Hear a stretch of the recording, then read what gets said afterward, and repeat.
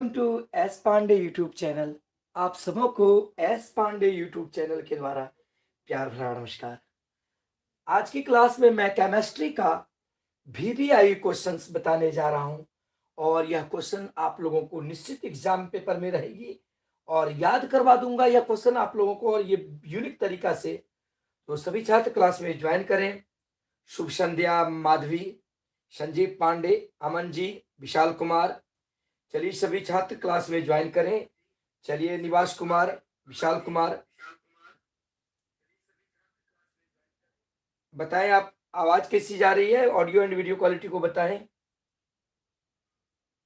चलिए बच्चों अधिक से अधिक क्लास में ज्वाइन करें सभी। निकिता राज, चलिए बच्चों, हाँ स्टार्ट कर रहे हैं निकिता। चलिए विशाल, चलिए सभी स्टूडेंट्स क्लास में ज्वाइन करें बच्चों। देखिए पहला क्वेश्चन है, उष्माक्षेपी अभिक्रिया तथा उष्माशोषी अभिक्रिया से आप क्या समझते हैं। दूसरा है, भोजन का पचना का अभिक्रिया सहित वर्णन करें। यानी भोजन जो हमारे पेट में या हमारे शरीर में जो भोजन पचती है वह किस प्रकार से पचती है, उस अभिक्रिया सहित वर्णन करें। और तीसरा है, सूचक किसे कहते हैं, वर्णन करें। और चौथा क्वेश्चन रेडॉक्स अभिक्रिया किसे कहते हैं। और पांचवा क्वेश्चन है, ऑक्सीकरण एवं ऑक्सीकारक एवं अवकारक किसे कहते हैं। तो बच्चों क्लास में आ जाए राखी पांडे, अपराजिता पांडे, चलिए निवास कुमार, विशाल कुमार, राखी पांडे। तो सभी छात्र आ जाए, बहुत ही इंपॉर्टेंट क्वेश्चन बताने जा रहा हूं। देखो बच्चों, पहला क्वेश्चन है उष्मा छोपी छेपी अभिक्रिया। मैं आपको समझाऊंगा और उसके बाद बताऊंगा कि किस प्रकार से परीक्षा में लिखनी है। सबसे पहले देखिए, कहता है इसमें उष्मा छेपी अभिक्रिया तथा उष्मा शोषी अभिक्रिया। तो सबसे पहले मैं उष्मा छेपी अभिक्रिया समझा रहा हूं, ध्यान दीजिएगा। वैसी रासायनिक अभिक्रिया जिसमें अभिक्रिया के पश्चात उष्मा का उत्सर्जन होता हो, अर्थात उष्मा उत्पन्न होती हो, तो वैसी रासायनिक अभिक्रिया को उष्मा छेपी अभिक्रिया कहते हैं। अर्थात वैसी रासायनिक अभिक्रिया जिसके अभिक्रिया के दौरान उष्मा का उत्सर्जन होता है, तो वैसी रासायनिक अभिक्रिया को हम उष्मा छेपी रासायनिक अभिक्रिया कहते हैं। जैसे देखिएगा, C+O2 जब कार्बन को ऑक्सीजन के साथ अभिक्रिया कराते हैं तो कार्बन डाइऑक्साइड प्राप्त होती है तथा उष्मा, यानी उष्मा जो है मुक्त होती है। याद रखिएगा 94 ये जो उष्मा मुक्त होती है 94.45 किलो कैलोरी।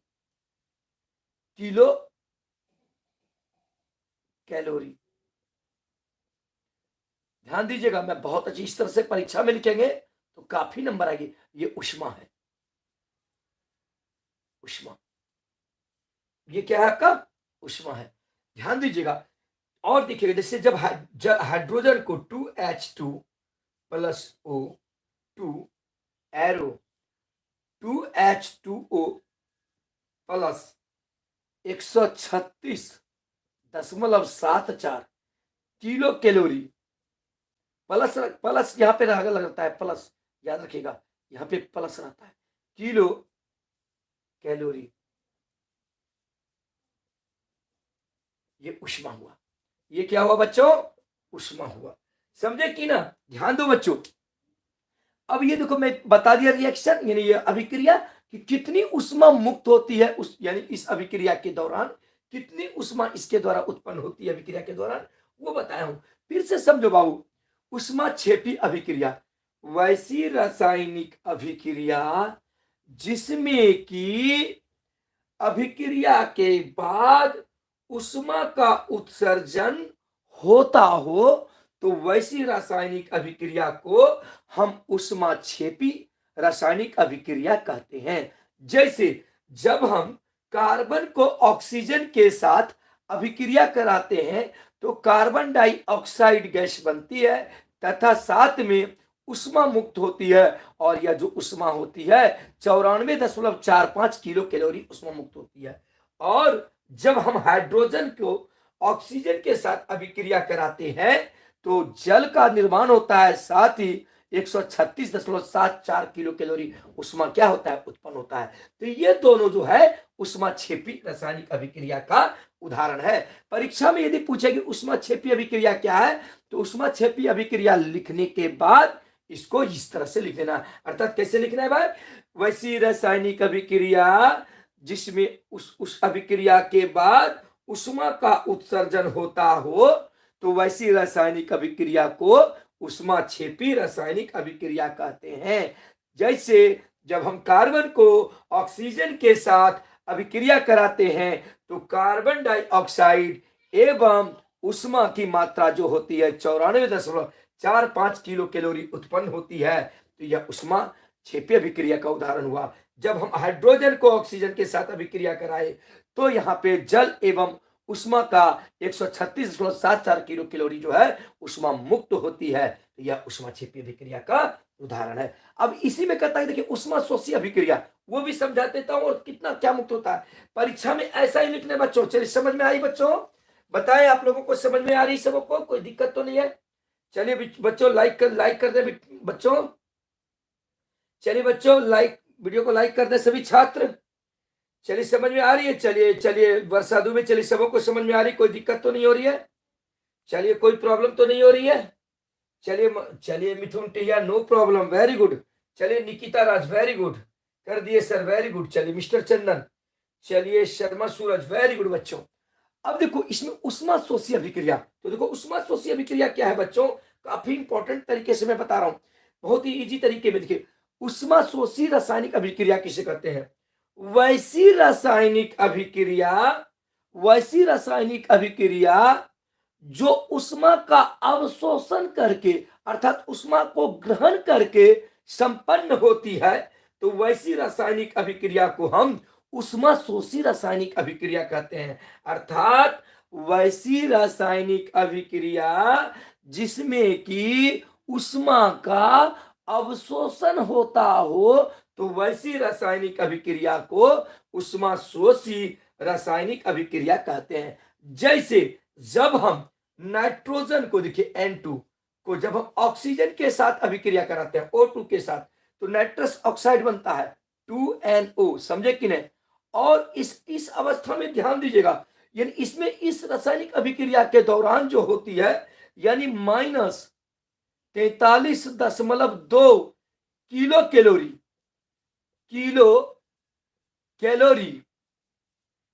कैलोरी उष्मा खपत होती। याद रखिएगा, आपको इस तरह से देखिएगा, जब हम नाइट्रोजन को ऑक्सीजन के साथ अभिक्रिया कराते हैं तब नाइट्रस ऑक्साइड प्राप्त होती है, और इस अभिक्रिया के दौरान जो उष्मा लगती है 43.2 किलो कैलोरी उष्मा खपत होती है, यानी अवशोषण होता है। कितने उष्मा का अवशोषण होता है, 43.2 किलो कैलोरी उष्मा का अवशोषण होता है। इसलिए ये जो हुआ उष्माशोषी अभिक्रिया। फिर देखिएगा, ध्यान दीजिएगा बच्चों, जब हाइड्रोजन को आयोडीन जब आयोडीन के साथ अभिक्रिया कराते हैं, तब hydrogen iodide 2HI hydrogen iodide प्राप्त होता है, लेकिन इसमें -11.82 किलो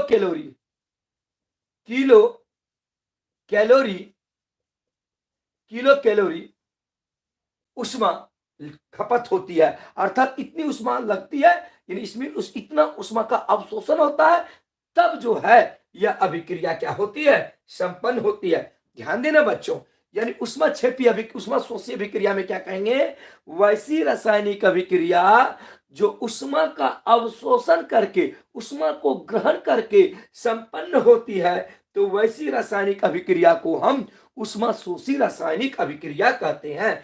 जैसे जब हम नाइट्रोजन को ऑक्सीजन के साथ अभिक्रिया कराते हैं तो नाइट्रस ऑक्साइड बनती है, जिसमें कि 43.2 किलो कैलोरी उष्मा जो है ग्रहण किया जाता है।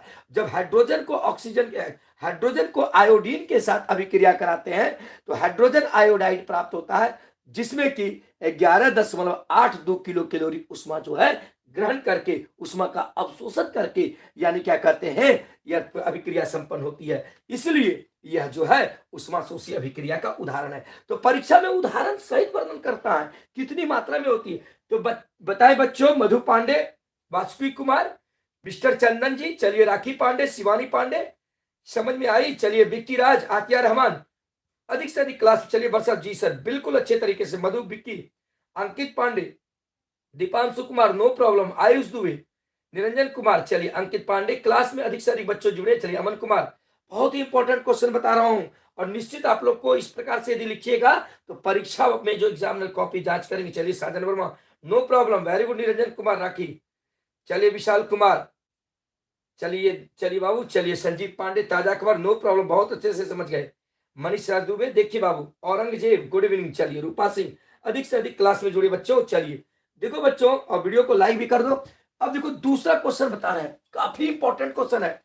देखो, भोजन का पचना का अभिक्रिया सहित वर्णन करें। मैं बाबू केवल आप लोगों को मैं समझा लिखने के लिए तो मैं 10 बार 5 बार रिपीट करता हूं, लिख तो लेंगे ही। मैं सबसे पहले देखता हूं, भोजन का पचना जो है वह रेडॉक्स अभिक्रिया है। भोजन का पचना क्या है बाबू? रेडॉक्स अभिक्रिया है। क्योंकि जब हम भोजन करते हैं, समझिएगा बाबू, जब हम भोजन करते हैं तो भोजन करते हैं चावल, आलू, रोटी, मांस, मछली, दूध आदि सभी का सेवन करते हैं।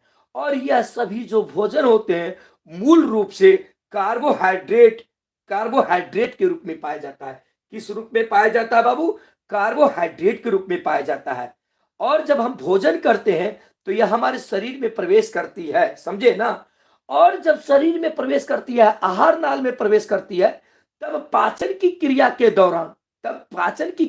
दौरान यह जानते हैं कार्बोहाइड्रेट जो होता है, कार्बोहाइड्रेट और वसा, यानी भोजन करते हैं तो यह वसा के रूप में भी तेल या पदार्थ खाते हैं तो वो वसा भी होना।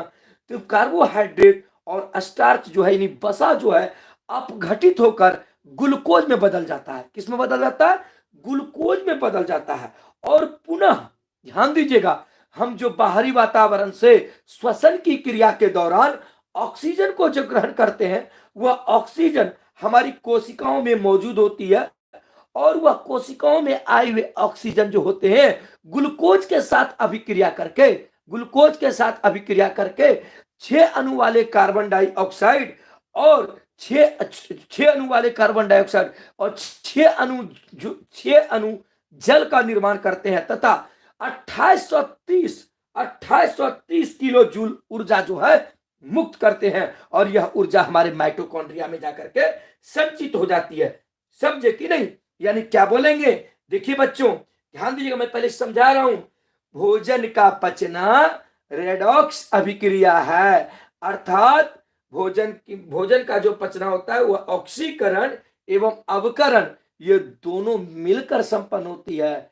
जब हम भोजन करते हैं तो भोजन के दौरान हमारे आहार नाल में, जो मुखगुआ में होता है, आहार नाल में चावल, आलू, रोटी, मीट, मछली, मांस, अंडे आदि सभी जाते हैं भोजन के द्वारा, समझे ना। और पाचन की क्रिया के दौरान ये जो है वसा के रूप में, या जो कार्बोहाइड्रेट जो होते हैं, यह ग्लूकोज के रूप में बदल जाता है। किस रूप में बदल जाता है? ग्लूकोज के रूप में बदल जाता है। और हमारी कोशिकाओं में ऑक्सीजन जो है श्वसन की क्रिया के माध्यम से जो प्रवेश की हुई रहती है, उस ऑक्सीजन के साथ यह ग्लूकोज ऑक्सीकृत हो जाता है। ग्लूकोज जो है अभिक्रिया कर लेता है, और अभिक्रिया करके जो है यह क्या करता है भाई? यह कार्बन डाइऑक्साइड, जल एवं जो है ऊर्जा का निर्माण करता है। और इस प्रकार हमारे शरीर में भोजन की पाचन होती है। तो यानी देखिएगा, सबसे पहले यानी ग्लूकोज C6H12O6, ठीक है ना, अब प्लस 6O2, समझे कि नहीं? 6O2 arrow. अब देखिए बाबू, ध्यान दीजिएगा, 6CO2 अब प्लस देखिएगा 6H2O, यानी जल का भी निर्माण करता है। अब प्लस ऊर्जा, यानी 2830, आप लोग से 2830 किलो जूल ऊर्जा निर्माण करती है। यह ऊर्जा हो गया, 2830 किलो जूल ऊर्जा का निर्माण करता है। देखिए बाबू, यानी जब हम भोजन करते हैं तो भोजन के दौरान हमारे शरीर के अंदर चावल, रोटी, दूध, मांस, मछली, आलू आदि सभी कार्बोहाइड्रेट के रूप में पाए जाते हैं और यह जब हमारे शरीर में प्रवेश करती है तो श्वसन की क्रिया के दौरान हमारे शरीर के अंदर जो ऑक्सीजन प्रवेश करते हैं, यह ऑक्सीजन क्या होते हैं? ऑक्सीजन जो है यह ग्लूकोज के साथ, देखिए ग्लूकोज के साथ, ये ग्लूकोज हो गया, ग्लूकोज के साथ अभिक्रिया करते हैं, यह ग्लूकोज के साथ अभिक्रिया करता है और ग्लूकोज के साथ अभिक्रिया करने के बाद 6 अणु वाले कार्बन डाइऑक्साइड, 6 अणु वाले जल एवं वो विशाल मात्रा में ऊर्जा अर्थात 2830 किलो जूल ऊर्जा जो है मुक्त करती है और यह कार्बन डाइऑक्साइड जो है श्वसन की क्रिया के दौरान बाहर निकल जाते हैं और यह जल जो है हमारे शरीर में विराजमान होती है। तो यह जो है हमारे भोजन हमारे शरीर में जो हम भोजन करते हैं, भोजन के पचने की रासायनिक अभिक्रिया का समीकरण होता है और जब भोजन करते हैं तो कितनी मात्रा में ऊर्जा मुक्त होती है? 2830 किलो जूल ऊर्जा जो है मुक्त होती है। तो क्या बच्चों बताए भोजन का पचना आप लोग अच्छी तरीके से समझ में आई?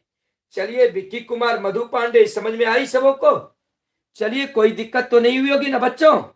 चलिए संजीव पांडे, आयुष दुबे, चलिए शिवानी आत्या रामन, यस सर बहुत अच्छे से, निरंजन कुमार, चलिए औरंगजेब, चलिए भोजन का पचना उसमें छेपी होगा सर ना? हाँ बाबू, तो ध्यान दीजिएगा भोजन का पचना जो है ऑक्सीरेडॉक्स अभिक्रिया है। गजला प्रवीण, चलिए वर्षा दुबे, ताजा खबर समझ में आ गई? कोई दिक्कत तो नहीं है बच्चों? चलिए मनीष राज दुबे, चलिए ताजा खबर, चलिए ओम पांडे, नो प्रॉब्लम, माधवी कुमारी नो प्रॉब्लम। इसी प्रकार से परीक्षा में लिखिएगा और यह रिएक्शन के साथ तो परीक्षा में आपको जरूर पूर्ण रूपेण अच्छे से अच्छे मार्क्स आएंगे। क्या कोई दिक्कत है समझ में? चलिए मधु कुमारी, मानसी, राखी, अपराजिता, विक्की, चलिए नो प्रॉब्लम है। चलिए जी सर कोई प्रॉब्लम नहीं है। चलिए बच्चों नेक्स्ट क्वेश्चन बताते हैं, ध्यान देना। अब देखो सूचक किसे कहते हैं? सूचक किसे? दोनों है, ताजा खबर, हाँ दोनों होगा सर। चलिए वेरी गुड। अब देखो सूचक किसे कहते हैं, मैं जो क्वेश्चन बता, चलिए वीडियो को लाइक करें, अधिक से अधिक छात्र क्लास में जुड़े, बहुत ही इंपॉर्टेंट क्वेश्चन बता रहा हूं। चलिए चलिए चलिए कोई दिक्कत नहीं, मैं अभी है। चलिए बाबू ध्यान दीजिएगा। अब अगला क्वेश्चन, ये सभी क्वेश्चन इंपॉर्टेंट क्वेश्चन है बच्चों, ध्यान दीजिएगा। सूचक किसे कहते हैं? बहुत ही इंपॉर्टेंट क्वेश्चन है। चलिए बच्चों देखिएगा, सूचक जो है किसे कहते हैं? यह क्वेश्चन इतनी इंपॉर्टेंट है कि आप लोग ध्यान दीजिएगा। आप लोग जानते होंगे, देखते होंगे कि आप लोगों को कभी कभार अम्ल और क्षार पढ़े होंगे। क्या पढ़े होंगे बाबू? अम्ल और क्षार पढ़े होंगे। तो अम्ल और क्षार, अम्ल की क्षारीयता के गुणों का पता जिससे लगाया जाता है, समझे कि नहीं? अम्ल का एवं, ध्यान दीजिएगा बच्चों, अम्ल का एवं क्षारीय विलयन का एवं उदासीन विलयन का पता लगाने के लिए कोई ना कोई पदार्थों का हम प्रयोग करते हैं, समझे ना? जिस पदार्थों का प्रयोग हम करते हैं वही पदार्थ क्या कहलाता है? सूचक कहलाता है। देखिए समझिएगा किस तरह से लिखना है परीक्षा में। किसी विलयन के अम्लीय, क्षारीय एवं उदासीन होने का पता लगाने के लिए जिस पदार्थ का या जिस रासायनिक यौगिक का हम प्रयोग करते हैं वह पदार्थ ही सूचक कहलाता है। वह पदार्थ ही क्या कहलाता है? सूचक कहलाता है। ध्यान दीजिएगा, किसी भी विलयन के अम्लीय, क्षारीय एवं उदासीन विलयन के पता लगाने के लिए जिस पदार्थ या जिस यौगिक का हम प्रयोग करते हैं, जिस यौगिक का हम प्रयोग करते हैं वह यौगिक ही, वह पदार्थ ही सूचक कहलाता है। यानी कि जब वह सूचक को उस विलयन में डाला जाता है तो उसके रंगों में परिवर्तन हो जाती है, समझे ना? और रंगों में परिवर्तन हो जाती है कि, और इससे यह पता चल जाता है कि वह जो है अम्लीय है कि क्षारीय है कि उदासीन है, समझे कि नहीं? यह बहुत ही इंपॉर्टेंट क्वेश्चन है, पूछेगी। जैसे सूचक में लिटमस का पत्र, मेथिल ऑरेंज, फिनोलेप्टिन, ये सभी सूचक हैं। जैसे लिटमस को याद रखिएगा, जब लिटमस को ध्यान दीजिएगा अम्लीय विलयन में, याद रखिए केवल अम्ल लिख देते हैं, अम्लीय विलयन में डालेंगे तो इसका रंग लाल हो जाएगा, याद रखिएगा। जब लिटमस को अम्लीय विलयन में डालेंगे तो उसका रंग क्या हो जाएगा, लाल हो जाएगा।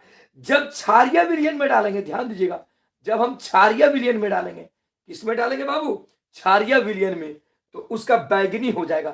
क्या हो जाएगा, बैंगनी हो जाएगा। ध्यान दीजिएगा, जब हम उदासीन विलयन में डालेंगे, उदासीन समझिएगा बाबू, जब उदासीन विलयन में डालेंगे, उदासीन विलयन में डालेंगे तो इसका नीला हो जाएगा, नीला हो जाएगा। तो देखिए सूचक माने निर्देशक, पता किया ना लिटमस पत्र जो है कि विलयन अम्लीय है कि विलयन क्षारीय है कि विलयन जो है उदासीन है। तो क्या कैसे, देखिए बाबू, सूचक किसे कहते हैं, किसी भी विलयन के अम्लीय, क्षारीय एवं उदासीन होने के जांच के लिए करने के लिए जिस पदार्थों का या जिस रासायनिक यौगिकों का प्रयोग करते हैं तो वह पदार्थ ही, वह यौगिक ही सूचक कहलाता है। जैसे लिटमस, लिटमस को जब हम किसी विलयन में डालेंगे और यदि उसका रंग लाल हो जाएगा तो हम यह समझेंगे कि वह विलयन जो है अम्लीय विलयन है। लेकिन यदि जब लिटमस पत्र को हम किसी विलयन में डालेंगे उसका रंग बैंगनी हो जाएगा तो यह हम समझेंगे कि वह क्षारीय विलयन है। और यदि हम लिटमस पत्र को हम किसी विलयन में डालेंगे और नीला हो जाएगा तो हम समझेंगे कि वह उदासीन विलयन है। जैसे लिटमस पत्र को यदि हम पानी में डालेंगे, पानी एक उदासीन विलयन है क्योंकि इसका पीएच मान 7 है। जब हम लिटमस पत्र को पानी में डालेंगे तो वो क्या हो जाएगा, उदासीन विलयन हो जाएगा। समझे ना।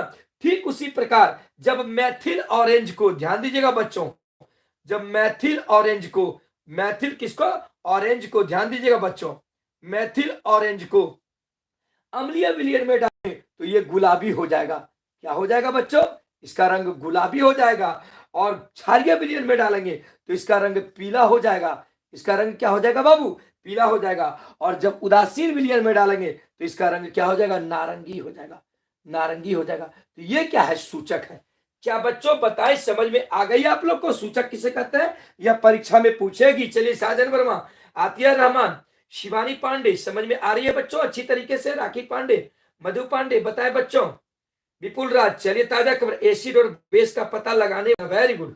चलिए अभिषेक कुमार, चलिए बच्चों, चलिए मनीष राज दुबे, औरंगजेब, चलिए बताएं, चलिए बच्चा पता चल समझ में आ रही है, चलिए बताएं, शिवानी पांडे, चलिए बच्चों, दीपांशु कुमार, चलिए अपराजिता पांडे, शिवानी, समझ में आ रही सबको। चलिए अमन जी, गजला परवीन। तो सूचक आप अच्छे तरीके से लिख लेंगे, परीक्षा में कोई दिक्कत तो नहीं होगी बच्चों। अब देखो नेक्स्ट क्वेश्चन बच्चों, चलो मनीष राज दुबे, चलिए साजन वर्मा, नो प्रॉब्लम, चलिए निवास कुमार, समझ गए। चलिए नेक्स्ट क्वेश्चन, यह सभी क्वेश्चन आप लोगों के एग्जाम के लिए काफी इंपॉर्टेंट है। देखिए रेडॉक्स अभिक्रिया क्या है, याद रखिएगा, मधु पांडे ध्यान दीजिएगा सभी कोई, रेडॉक्स अभिक्रिया, तो याद रखना बाबू, ऑक्सीकरण एवं अवकरण, ऑक्सीकरण एवं अवकरण की अभिक्रिया कभी भी अकेले नहीं होती है बल्कि साथ साथ होती है। तो साथ साथ होती है अर्थात वैसी रासायनिक अभिक्रिया जिसमें ऑक्सीकरण एवं अवकरण की अभिक्रिया साथ साथ होती है तो वैसी रासायनिक अभिक्रिया को हम रेडॉक्स अभिक्रिया कहते हैं। यानी वैसी रासायनिक अभिक्रिया जिसमें कि ऑक्सीकरण एवं अवकरण की अभिक्रिया साथ साथ चलती है तो वैसी रासायनिक अभिक्रिया को हम रेडॉक्स अभिक्रिया कहते हैं। ऑक्सीकरण अभिक्रिया किसे कहते हैं भाई, वैसी रासायनिक अभिक्रिया जिसमें कि ऑक्सीजन को ग्रहण किया जाता है, ऑक्सीजन को ग्रहण किया जाता है या तो हाइड्रोजन का निष्कासन किया जाता है तो वैसी रासायनिक अभिक्रिया को ऑक्सीकरण रासायनिक अभिक्रिया कहेंगे। वैसी रासायनिक अभिक्रिया को क्या कहेंगे, ऑक्सीकरण रासायनिक अभिक्रिया कहेंगे। जबकि ध्यान दीजिएगा अवकरण रासायनिक अभिक्रिया, वैसी रासायनिक अभिक्रिया को कहेंगे, अवकरण रासायनिक अभिक्रिया वैसे रासायनिक अभिक्रिया को कहेंगे जिसमें कि ऑक्सीजन को निकाला जाता है, ऑक्सीजन का निष्कासन होता है, एवं हाइड्रोजन को ग्रहण किया जाता है, तो वैसी रासायनिक अभिक्रिया को अवकरण रासायनिक अभिक्रिया कहते हैं। जब यह दोनों ऑक्सीकरण और अवकरण दोनों एक साथ होती है तो ऐसी रासायनिक अभिक्रिया को रेडॉक्स अभिक्रिया कहते हैं। ऐसी रासायनिक अभिक्रिया को क्या कहते हैं? रेडॉक्स अभिक्रिया कहते हैं। जैसे मान लीजिए कि क्यूप्रिक ऑक्साइड है, क्यूप्रिक ऑक्साइड है CuO प्लस, ध्यान दीजिएगा CuO प्लस H2O एरो। अब देखिएगा बच्चों, Cu प्लस H2O, तो यहां पे देखिए बाबू, आप लोग ध्यान दीजिएगा, Cu, ध्यान दीजिएगा यहां पर देखिएगा, इसका देखिए यहां से ऑक्सीजन क्या हो रहा है, निकल रहा है, इसका मतलब ये हो रहा है अवकरण। ये क्या हो रहा है? अवकरण। ये क्या हो रहा है बाबू? अवकरण। और यहां देखिए हाइड्रोजन जो है ऑक्सीजन को ग्रहण किया है, हाइड्रोजन किसको ग्रहण किया है? ऑक्सीजन को ग्रहण किया है, इसका मतलब ये हो गया ऑक्सीकरण। ये क्या हो गया? ऑक्सीकरण हो गया। ये बच्चों क्या हो गया? ऑक्सीकरण हो गया। ये आपका क्या हो गया बच्चों? ऑक्सीकरण। अब देखिएगा इसमें समझिए, ये रेडॉक्स अभिक्रिया है। ये किसका उदाहरण है? रेडॉक्स अभिक्रिया। क्योंकि यहां पे देखिए कॉपर ऑक्साइड जो है, ध्यान दीजिएगा, यहां पे कॉपर ऑक्साइड, क्यूप्रिक ऑक्साइड से ऑक्सीजन निकल रहा है और यहाँ पे कॉपर केवल बचा है। इसका मतलब इससे ऑक्सीजन का क्या हो रहा है? निष्कासन हो रहा है। इसलिए ये जो हुआ यहां से यहां तक हुआ, ये कौन सी हो गई? अवकरण अभिक्रिया। क्योंकि अवकरण वैसी रासायनिक अभिक्रिया को कहते हैं जिसमें कि ऑक्सीजन को निकाला जाता है, समझे कि नहीं? और यहाँ पे देखिए ये क्या है? हाइड्रोजन। ये क्या है बच्चों? हाइड्रोजन है। और यहाँ पे हाइड्रोजन जो है किसको ग्रहण किया है? ऑक्सीजन को। इसका मतलब ये क्या हो गया? ऑक्सीकरण। क्योंकि ये हाइड्रोजन जो है ऑक्सीजन को ग्रहण किया है। तो इसी अभिक्रिया में देखो, ये अभिक्रिया एक ही है, इसी अभिक्रिया में अवकरण भी हो रहा है और इसी अभिक्रिया में ऑक्सीकरण भी हो रहा है। इसलिए यह किसका उदाहरण हो गया? यह जो हो गया यानी रेडॉक्स अभिक्रिया का उदाहरण हो गया। तो आप इसमें क्या कीजिएगा? ध्यान दीजिएगा, इसमें क्या आपको करना है बाबू? ध्यान दीजिएगा। चलिए बाबू पढ़ाई पर ध्यान दीजिएगा। अब देखिए बाबू यहां ध्यान दीजिएगा, अब यहां पर जो है ये देखिए, यह कौन सी अभिक्रिया का उदाहरण हो गया? रेडॉक्स अभिक्रिया का उदाहरण हुआ कि नहीं बच्चों? यानी वैसी रासायनिक अभिक्रिया जिसमें कि ऑक्सीकरण एवं अवकरण दोनों साथ साथ चलती हो, तो वैसी रासायनिक अभिक्रिया को हम रेडॉक्स अभिक्रिया कहते हैं। जैसे क्यूप्रिक ऑक्साइड को जब हम हाइड्रोजन के साथ अभिक्रिया कराते हैं तो कॉपर एवं जल जो है बनता है। तो यहाँ पे कॉपर क्यूप्रिक ऑक्साइड से ऑक्सीजन का निष्कासन हुआ, तो यहाँ पे अपकरण हुआ। यहाँ पे हाइड्रोजन जो है ऑक्सीजन को ग्रहण किया, इसलिए यहाँ पे ऑक्सीकरण हुआ। यह दोनों मिलकर के क्या हो गया? अब रेडॉक्स अभिक्रिया का रूप हो गया। तो बताए बच्चों, समझ में आई आप लोगों को? चलिए बताएं राखी पांडे, चलिए मधु पांडे, संजीव राखी, चलिए बताएं सबों को सब। चलिए विपुल राज, अभिषेक कुमार, चलिए जी के टारगेट, चलिए सबको। मनीष राज, चलिए वेरी गुड मनीष। राखी पांडे, निरंजन, वर्षा, विमल, विपुल, गोपाल सिंह भूमियार, अपराजिता पांडे, चलिए मानसी, चलिए माधवी, निरंजन कुमार, संजीव, साजन वर्मा, चलिए अन्नपूर्णा, चलिए बहुत अच्छे से समझ में आ गई, वेरी गुड बच्चों। चलिए बच्चों क्लास को अधिक से अधिक ताजा खबर, चलिए गोपाल सिंह क्लास को अधिक से अधिक शेयर करें। चलिए अन्नपूर्णा बहुत अच्छे से समझ में आ गई। चलिए आतिया रहमान, निरंजन कुमार यादव, चलिए सुभाष पंडित, रूपा सिंह भूमियार, चलिए सब। चलिए संजीव पांडे। नेक्स्ट क्वेश्चन, अंतिम क्वेश्चन देखो बता रहे हैं आज। अब देखो ये क्या करा है? ऑक्सीकारक एवं अवकारक किसे कहते हैं? यानी क्या करे बाबू? ऑक्सीकारक एवं अवकारक किसे कहते हैं?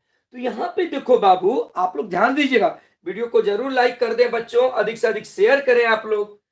मिस्टर चंदन, चलिए बच्चों, निवास कुमार, देखो बाबू ऑक्सीकारक, इसमें बहुत ही कंफ्यूजन होता है, समझे कि नहीं? इसमें बहुत ही कंफ्यूजन होता है, क्या होगा? जरा से बच्चों लोग को दिक्कत हो जाता है, ऑब्जेक्टिव में पूछ देगा तो परेशानी हो जाती है आप लोगों को, ठीक ना? तो हम जानते हैं कि रेडॉक्स अभिक्रिया में जो है ऑक्सीकरण एवं अवकरण दोनों होती रहती है। तो ऑक्सीकरण, ऑक्सीकारक एवं अवकारक समझा रहे, पहले समझना बाबू सभी। हम जानते हैं कि जब किसी भी रासायनिक अभिक्रिया में ऑक्सीजन को ग्रहण किया जाता है तब वैसी रासायनिक अभिक्रिया को ऑक्सीकरण कहते हैं, तथा जब किसी रासायनिक अभिक्रिया में ऑक्सीजन को निकाला जाता है, निष्कासित किया जाता है, तब वैसी रासायनिक अभिक्रिया को क्या कहते हैं? अवकरण कहते हैं। वैसी रासायनिक अभिक्रिया को क्या कहते हैं? अवकरण। तो यहाँ पे पहला देखिए क्या है, ऑक्सीकारक किसे कहते हैं, ऑक्सीकारक किसे कहते हैं। तो ध्यान दीजिएगा, देखिए किसी भी रासायनिक अभी ऐसे लिखना है परीक्षा में, किसी भी रासायनिक अभिक्रिया में जिस पदार्थ का, किसी भी रासायनिक अभिक्रिया में जिस पदार्थ का अवकरण हो रहा होता है, ध्यान दीजिएगा, किसी भी रासायनिक अभिक्रिया में जिस पदार्थ का अवकरण हो रहा होता है, क्या हो रहा होता है, अवकरण हो रहा होता है, तो वह पदार्थ जो है ऑक्सीकारक कहलाता है। वह पदार्थ क्या कहलाता है बाबू, ऑक्सीकारक कहलाता है। समझे इसको, यानी जिस पदार्थ का अवकरण हो रहा था, इसका मतलब जिससे ऑक्सीजन जो है निकल रहा होता है। तो यहाँ पे देखिएगा, यहाँ पे क्यूप्रिक ऑक्साइड से इसका अवकरण हो रहा है कि नहीं, क्योंकि यहाँ पे देखिए ऑक्सीजन जो है निकल रहा है, यहाँ से ऑक्सीजन निकल रहा है, कॉपर बच रहा है, तो इसका मतलब इसमें देखिएगा CuO ऑक्सीकारक होगा। Cu क्या हो जाएगा, ऑक्सीकारक होगा। क्या होगा बच्चों, ऑक्सीकारक। ध्यान दीजिएगा, चलिए ये हो जाएगा ऑक्सीकारक। ध्यान दीजिएगा बच्चों, यानी कि किसी भी रासायनिक अभिक्रिया के दौरान जिस पदार्थ का अवकरण हो रहा होता है, क्या हो रहा होता है बाबू, अवकरण हो रहा होता है, वह पदार्थ ऑक्सीकारक कहलाता है। तो यहाँ पे देखिए CuO यानी ऑक्सीजन को कौन निकाल रहा है, क्यूपर ऑक्साइड, ऑक्सीजन का यहाँ पे अवकरण इसका हो रहा है, यहाँ पे कॉपर बच रहा है, इसका मतलब किसका अवकरण हो रहा है, CuO क्यूप्रिक ऑक्साइड का, इसलिए ऑक्सीकारक जो हुआ CuO यानी क्यूप्रिक ऑक्साइड जो हुआ ऑक्सीकारक हुआ। समझ में आई।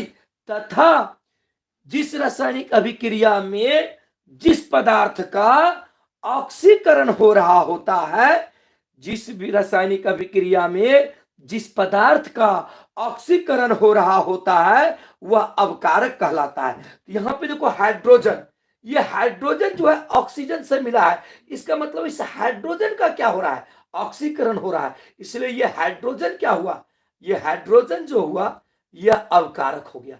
यह क्या हो गया, अवकारक हो गया, क्योंकि इसका ऑक्सीकरण हो रहा है। समझ में आया बच्चों, अर्थात हाइड्रोजन हुआ इसमें अवकारक और क्यूप्रिक ऑक्साइड क्या हुआ, ऑक्सीकारक। एक बार फिर से समझ लीजिएगा, ध्यान दीजिएगा बच्चों, यानी ऑक्सीकारक एवं अवकारक किसे कहते हैं, किसी भी रेडॉक्स अभिक्रिया में या किसी भी रासायनिक अभिक्रिया में जिस पदार्थ का अवकरण हो रहा होता है, वह पदार्थ ऑक्सीकारक पदार्थ कहलाता है। जैसे हम जब क्यूप्रिक ऑक्साइड को हाइड्रोजन के साथ अभिक्रिया कराएंगे तो कॉपर एवं जल बनती है, तो यहाँ पे क्यूप्रिक ऑक्साइड का अवकरण हो रहा होता है, इसलिए क्यूप्रिक ऑक्साइड जो है ऑक्सीकारक कहलाता है। समझे ना। तथा जिस रासायनिक अभिक्रिया में जिस पदार्थ का ऑक्सीकरण हो रहा होता है, क्या हो रहा होता है, ऑक्सीकरण हो रहा होता है, वह पदार्थ क्या कहलाता है, अवकारक। जैसे यहाँ पे जब हम क्यूप्रिक ऑक्साइड एवं हाइड्रोजन को अभिक्रिया कराते हैं तो कॉपर एवं जल बनती है, यहाँ पे हाइड्रोजन जो है ऑक्सीजन को ग्रहण किया है, इसलिए हाइड्रोजन का ऑक्सीकरण हो रहा है, इसलिए यह हाइड्रोजन जो हुआ अवकारक हुआ। समझ में आई। बताएं बच्चों, कोई दिक्कत है आप लोगों को आज के क्लास में, चलिए बताएं, समझ में आ गई ऑक्सीकारक एवं अवकारक। चलिए चलिए, नहीं आज आर्ट्स की क्लास नहीं होगी बच्चों, चलिए बताएं कि आप लोगों को समझ में आई। चलिए मनीष राज दुबे थैंक यू, चलिए निकिता राज, चलिए मधु पांडे, ऋषि वर्मा, चलिए ओम पांडे, अभिषेक कुमार, शुभम पंडित, राहुल, राखी पांडे, मिस्टर चंदन, चलिए अल्पना, चलिए सर बहुत अच्छे से समझ में आ गई। चलिए अमन जी, निरंजन कोई दिक्कत नहीं हुआ होगा। चलिए मानसी कुमारी, संजीव पांडे, चलिए मधु पांडे, चलिए गोपाल सिंह भूमियार, गजला प्रवीण, चलिए अपराजिता पांडे, ताजा खबर, चलिए मधु पांडे। अधिक से अधिक क्लास को शेयर करेंगे सभी को, क्योंकि यह सभी क्वेश्चन बहुत इंपॉर्टेंट है, समझे ना। चलिए सभी स्टूडेंट क्लास को अधिक से अधिक शेयर करेंगे ताकि सभी स्टूडेंट्स देखेंगे तो अच्छे तरीके से उन लोगों की भी परीक्षा की तैयारी हो जाएगी। चलिए Babu, good night, take care, thanks for watching. चलिए साजन वर्मा, सभी क्वेश्चंस को अच्छे तरीके से देखेंगे। मैं प्रतिदिन आप लोगों के बीच लाइव क्लास आऊंगा। चलिए, कल क्लास कब होगा मैं बता दूंगा बाबू, कल भी क्लास होगी। चलिए अपराजिता, अन्नपूर्णा, मिस्टर चंदन, टेलीग्राम चलिए चलिए, आप लोग भी टेलीग्राम में भी लेंगे बाबू, समय नहीं मिल पाती है। चलिए दीपक कुमार, अनुपम, चलिए वेरी गुड बच्चों, thanks for watching, good night, take care, happy Saraswati Puja सबों को बच्चों।